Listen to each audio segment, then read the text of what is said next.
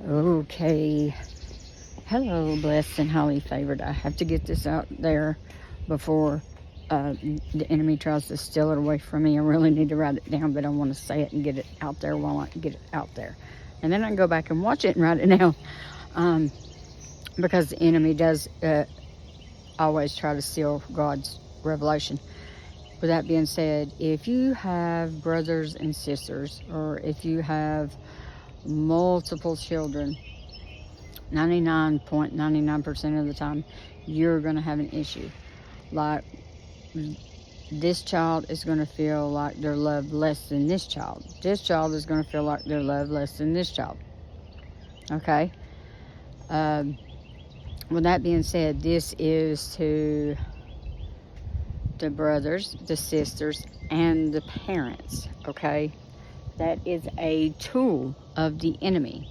Number one, parents do not,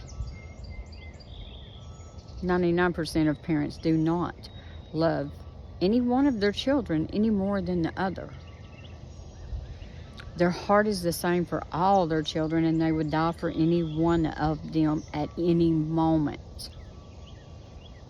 Because children are the heart of their parents. Okay. With that being said, that is a trick of the enemy. A trick of the enemy that the enemy has used since the beginning of time, making siblings jealous one of another. Because that's what happened with Cain and Abel. Cain became jealous of Abel because he thought that Abel was loved more than him. So, there's a lot more explanation that can go into that.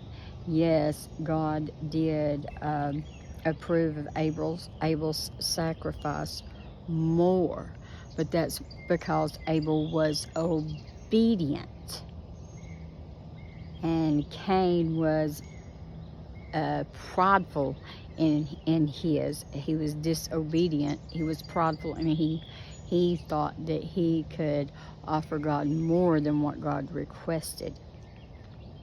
Okay, so we can't never put our pride in there, number one, or number two.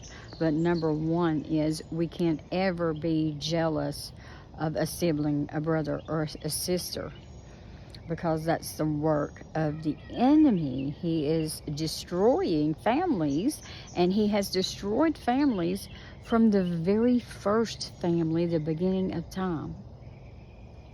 I love you.